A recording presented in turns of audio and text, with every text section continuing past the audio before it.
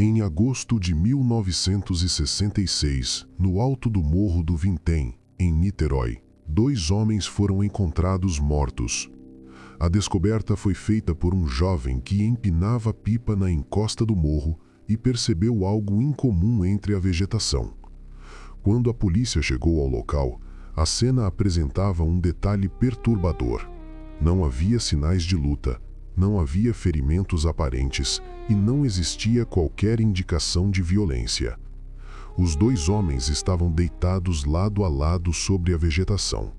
Vestiam ternos escuros e usavam capas de chuva.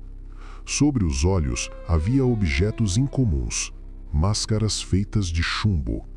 Não eram máscaras completas, nem cobriam o rosto inteiro. Eram placas metálicas moldadas para cobrir apenas a região dos olhos. Não possuíam aberturas e impediam que alguém olhasse diretamente através delas. Aqueles homens subiram o morro levando instruções precisas e estavam esperando um horário específico. Durante a perícia inicial, um pequeno papel dobrado foi encontrado no bolso de um dos homens. Era um bilhete simples, escrito à mão. Não parecia uma carta nem uma mensagem emocional. O texto tinha a aparência de um procedimento. Instruções curtas, diretas, organizadas em sequência. Entre essas instruções, apareciam 2 horários anotados com precisão: 16h30 e 18h30. A presença desses horários chamou a atenção dos investigadores. O bilhete também mencionava a ingestão de uma cápsula em determinado momento do procedimento. No entanto, nenhuma cápsula foi encontrada no local quando os corpos foram descobertos. Nenhum frasco, nenhuma embalagem, nenhum recipiente que pudesse indicar de onde aquela substância teria vindo ou se havia sido realmente utilizada. O papel não explicava por que aquela cápsula deveria ser usada, não dizia o que ela fazia, não dizia o que os homens esperavam que acontecesse depois. Apenas indicava etapas que deveriam ser seguidas. A investigação procurou pessoas que pudessem ter visto os 2 homens antes da subida ao morro. Uma das testemunhas mais importantes foi Dona Lúcia, balconista de uma pequena loja na região. Na tarde daquele mesmo dia, 2 homens haviam entrado no estabelecimento. Eles pediram 2 capas de chuva e também compraram uma garrafa de água. Dona Lúcia lembraria mais tarde que os 2 pareciam absolutamente tranquilos. Não estavam nervosos, não demonstravam pressa e não pareciam perdidos.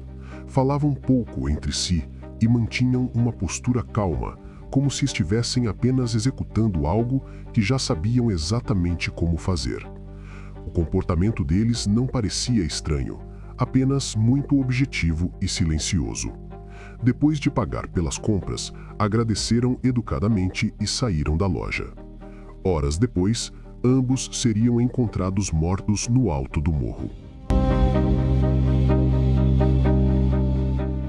Com a identificação das vítimas, a história começou a ganhar contornos mais definidos. Os homens eram Manuel Pereira da Cruz e Miguel José Viana. Ambos eram técnicos em eletrônica vindos da cidade de Campos dos Goytacazes, no estado do Rio de Janeiro. Trabalhavam com manutenção e equipamentos eletrônicos. Não eram conhecidos por envolvimento com seitas, não tinham histórico de comportamento estranho e não possuíam registros criminais. Eram descritos por conhecidos como homens comuns, trabalhadores e discretos. Técnicos em eletrônica são pessoas acostumadas a lidar com sinais, circuitos, frequências e dispositivos elétricos. Ainda assim, no alto do morro não havia equipamentos, antenas ou qualquer instrumento técnico. Nenhum dispositivo de medição, nenhuma fonte de energia, nenhum aparato experimental. Apenas 2 homens aguardando um horário anotado em um bilhete. À medida que as informações foram sendo reunidas, a investigação começou a perceber um padrão. Nada naquele evento parecia improvisado. As capas de chuva haviam sido compradas poucas horas antes. As máscaras de chumbo não eram objetos comuns e provavelmente haviam sido preparadas previamente. O bilhete com instruções indicava um procedimento estruturado. Primeiro, subir a um ponto elevado. Depois, aguardar um horário específico. Em seguida, utilizar proteção sobre os olhos. As máscaras impediam a visão direta. A única função aparente era proteger os olhos de algo que poderia acontecer naquele momento, algo que eles claramente esperavam observar. O fato de terem levado essas máscaras até o morro indicava que antecipavam um evento específico, um momento exato em que olhar diretamente poderia representar algum tipo de risco. No alto do Morro do Vintém, Manuel e Miguel aguardavam um momento específico do dia. O último horário indicado no bilhete se aproximava. Entre esses momentos, algo poderia acontecer. Algumas pessoas da região relataram anos depois ter visto uma luz estranha sobre a área do morro naquela mesma tarde. O relato nunca foi confirmado oficialmente, mas acabou entrando para a história do caso e continuou sendo mencionado em reportagens posteriores. O que se sabe com certeza é que os dois homens permaneceram ali aguardando em silêncio enquanto o céu escurecia lentamente sobre o morro. Quando o horário indicado chegou, colocaram as máscaras de chumbo sobre os olhos e aguardaram em silêncio. Depois disso, nenhum registro confiável conseguiu descrever o que aconteceu naquele morro. Entre os objetos analisados durante a investigação, havia um caderno de observações. Nele estavam registrados experimentos relacionados a sinais que apareciam sempre nos mesmos horários. Os registros descreviam interferências recorrentes, observações feitas em horários específicos e tentativas de repetir determinadas condições.